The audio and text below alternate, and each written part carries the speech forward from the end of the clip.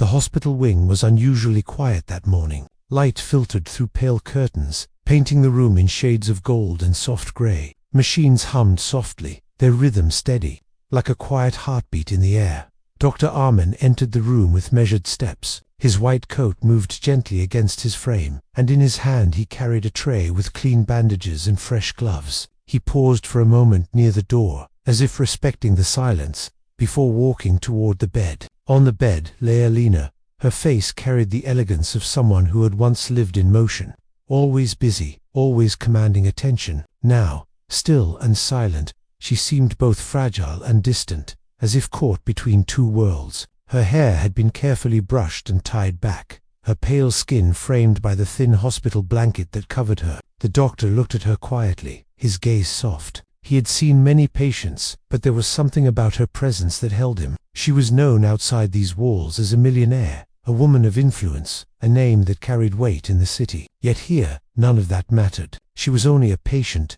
dependent on care, dependent on time. Dr. Arman set the tray on the small table and pulled the chair closer. He washed his hands slowly, with the care of someone who believed that small details mattered. Then he slipped on the gloves, his eyes never leaving her face for long. He leaned closer and began to change the bandage on her arm. The wound beneath was healing, though slowly. His hands moved with skill, each gesture deliberate and gentle. He did not rush, for he knew healing had its own pace. The room remained quiet, except for the soft rustle of the bandage. Outside, a bird sang briefly before flying away. Inside, time seemed to stretch, each moment holding its weight. As he worked, his thoughts drifted. He wondered about her life, about the world she would return to if she ever woke. Did she have family waiting? Did she have friends who missed her laughter? He had seen her file, knew her name, but names and papers could not hold the story of a person. He wondered who she truly was, beyond the title of wealth. Finishing the bandage, he placed a hand gently on the bed.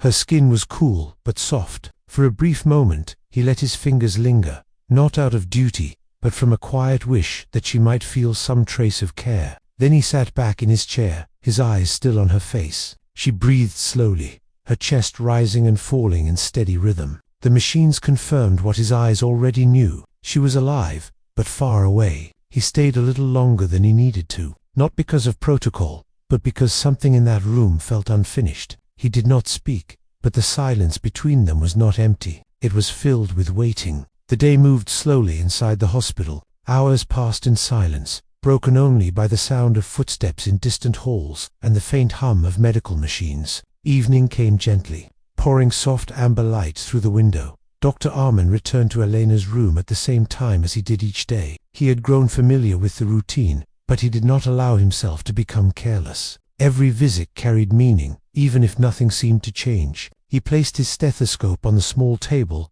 then sat by her side. Her hand rested near the edge of the blanket, pale against the white fabric. He lifted it carefully and pressed 2 fingers against her wrist. Her pulse beat beneath his touch, faint but steady. It was a reminder that she was still here, still fighting in her silence. The vase of lilies on the windowsill had lost a few petals. They lay scattered on the table, soft and fading. He noticed them, then returned his gaze to her. "Another day," he whispered, though his voice barely carried in the still air. He studied her face, calm and motionless. He tried to imagine the sound of her voice, the tone of her laughter. The outside world spoke of her as powerful and strong, but here she seemed almost fragile, like a figure preserved in time. He leaned back in the chair, his hands folded in his lap. His mind wandered to his own life, which was simple and quiet compared to hers. His days were filled with patience, late nights, and a small apartment that held little more than books and silence. He wondered what it would be like to live in her world,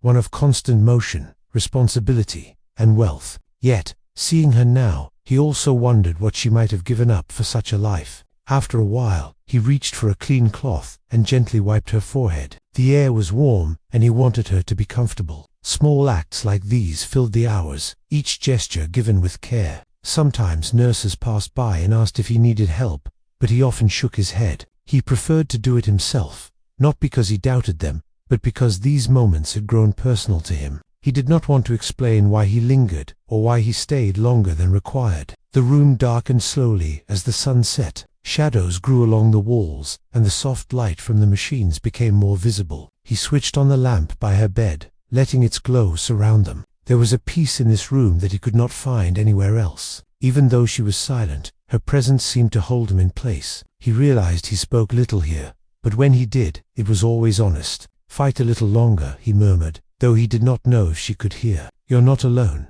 He placed her hand gently back on the blanket, then adjusted the folds around her. His movements were steady, filled with patience. He checked the machines again, writing a note in her file before setting it aside. When he finally leaned back, he let out a quiet breath. The day was nearly done, yet something kept him from leaving. It was not duty. It was something harder to name, so he stayed, watching over her as the night began to fall. The night was quiet, more so than usual. Outside the hospital, the city had gone to rest, its lights distant and blurred through the window. Inside the room, stillness pressed against the walls. Only the machines spoke, their rhythm a steady companion. Dr. Armand sat close to the bed, his focus steady. He had returned late, though his shift had ended hours ago. Something about this room always called him back. He carried with him a small tray, a fresh set of bandages, and a patience that never wavered. He set down the tray and looked at her. Alina lay as she always did, her features quiet, her breath steady. But tonight felt different,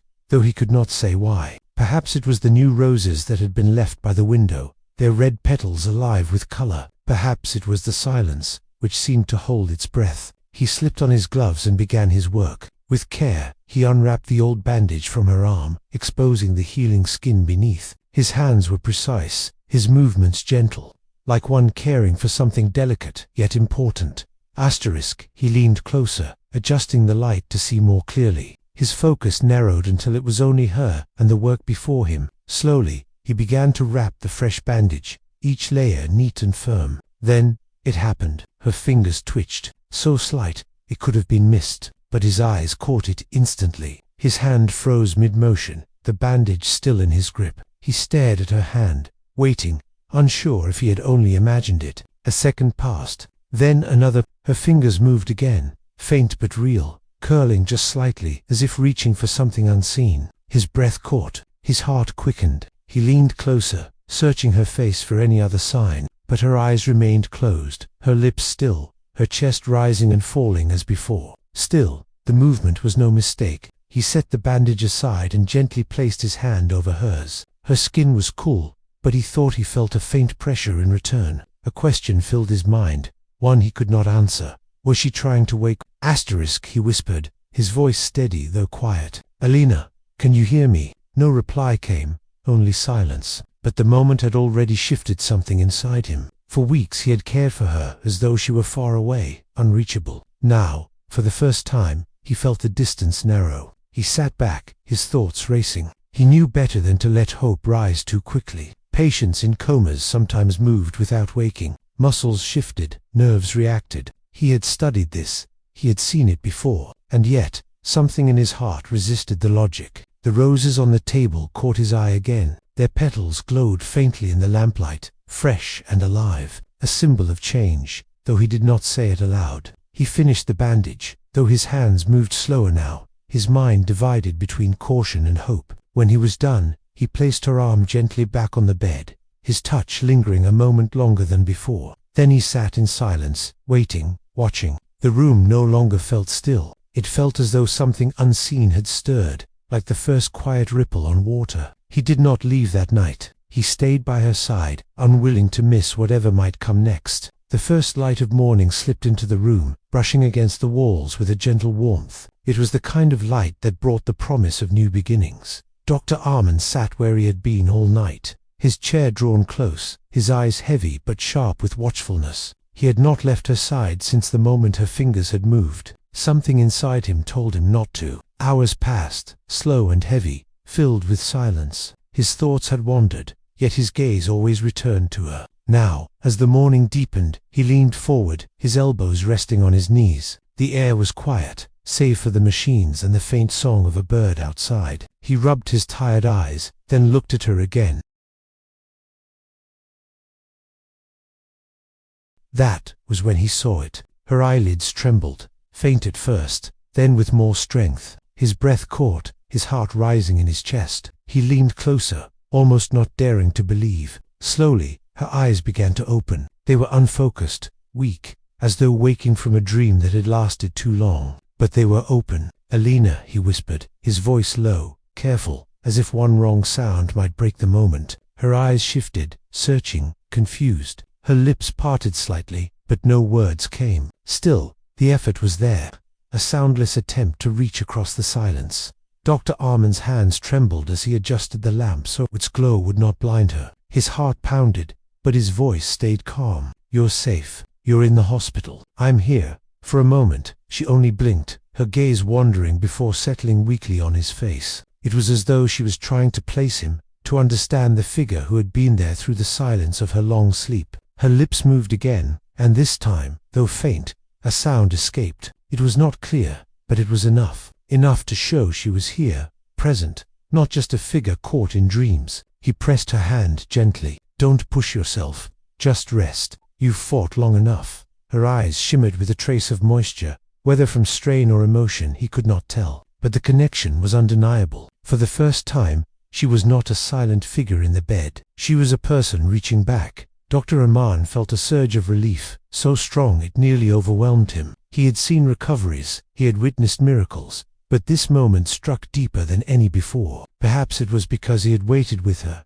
night after night. Perhaps it was because he had given more of himself than he realized. He knew he should call the nurses, report the change, begin the process of alerting her family. Yet he delayed for a moment longer, unwilling to let go of this fragile, private miracle. The sunlight touched her face, soft and warm, making her seem almost radiant. He watched her, his breath steady now, his voice low. "You've come back." She blinked slowly, her eyes never leaving his. Weak though she was, something passed between them. Recognition, gratitude, perhaps even trust. Asterisk.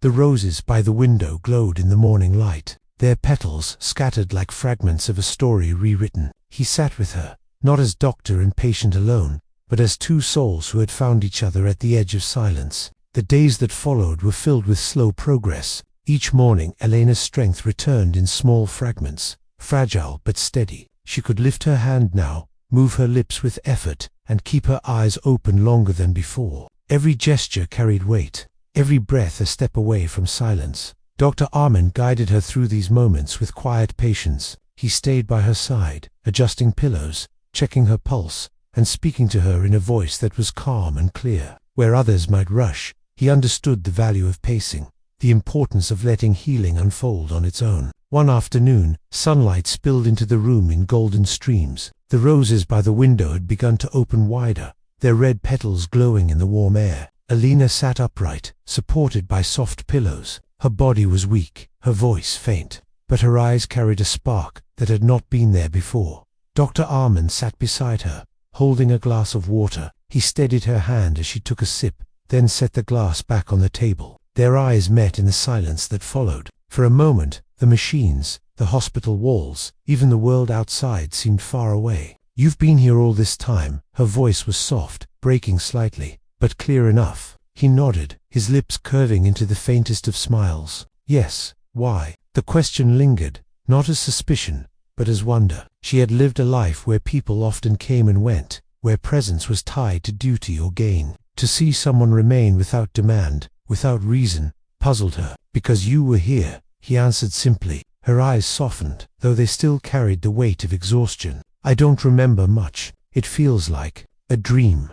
Asterisk. "Then, let this be the waking part," he said gently. She leaned back against the pillows, her gaze shifting to the roses by the window. Their color seemed brighter than she remembered. She wondered who had placed them there, but some part of her already knew. Dr. Armand watched her quietly. In her presence, he felt something stir that was beyond duty, beyond the role of doctor. He had cared for many patients, yet none had left this kind of mark. Perhaps it was the long hours spent by her side, the unspoken bond formed in silence, or perhaps it was simply Herolian, not the title of millionaire, not the weight of wealth, but the person who now looked at him with fragile trust. She turned her gaze back to him. "You don't treat me like others do." He tilted his head slightly. "Others, most see what I have, not who I am, but you. You see me here, like this, and you stay." Her words touched him more deeply than he expected. He did not answer at once, for the truth was simple, but hard to place into words. Finally, He spoke, "Everyone deserves to be seen."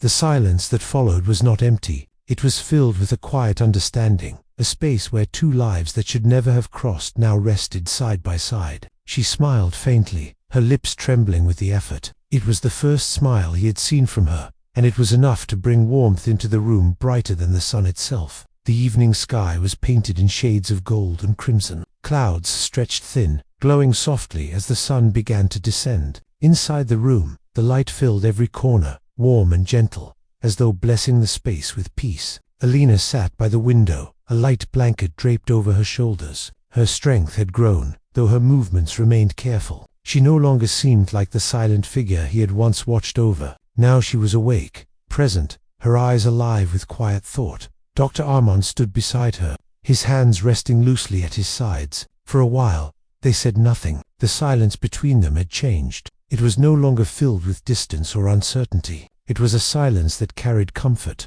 one where words were not always needed. She turned her gaze from the horizon to him. "I don't remember the days I was asleep, but I remember the feeling. It wasn't empty. It felt as if someone was near." He looked at her, his expression steady, though something deeper stirred in his chest. "You weren't alone." Her lips curved into a soft smile. "It was you." He did not answer at once. Instead, he let the truth settle between them, unspoken yet undeniable. His presence had been constant, not for recognition, not for reward, but because something in him had chosen her, long before she could return the choice. She reached for the roses on the table, her fingers brushing against their petals. Some had begun to fade, their color dimmed, but others remained strong and bright. She held one gently in her hand, its stem resting against her palm. "These, were they from you?" He nodded. "I thought the room needed life. They gave me something to hold on to," she said softly, her eyes lifting to meet his. "Even when I didn't know why." The air between them shifted, carrying a weight neither could ignore. They were no longer just doctor and patient. Something deeper had grown in the quiet hours, in the silence where one watched and the other fought to return. "You should be with your family soon," he said, though his tone carried more than duty. "They'll want to see you, to know you're safe." "I will," she replied, then paused. Her voice grew softer, more certain. "But you're the first face I want to remember, the first voice I want to hear." Her words touched something inside him he had kept guarded. He had always believed in keeping distance and separating the heart from the work. Yet here he was, standing beside her, unable to deny the bond that had formed. He sat down near her, the fading sunlight painting both of them in warmth. "Life will move fast for you again. Meetings, decisions, the world waiting. But if you ever need a place of stillness," he hesitated, then finished quietly, "you know where to find me." She studied him, her eyes steady. Then she reached for his hand, her touch light but sure. "And if you ever forget what you mean to someone, you know who to ask." For a long moment, they remained like that, watching the sunset, their hands joined in quiet certainty. The world outside moved on. Cars passed, voices echoed in the distance, lives hurried forward. But inside that room, time seemed to pause, holding them in a space that belonged only to them. Love had not come with declarations or grand gestures. It had grown slowly, in silence, in patience, in care. It had arrived when least expected, found between bandages, whispered words, and roses in the morning light. As the last glow of the sun faded, Alina leaned her head gently against his shoulder. He did not move away. The room, once filled with stillness and waiting, now held something far greater, an unspoken promise, a beginning. And in that quiet, love found them.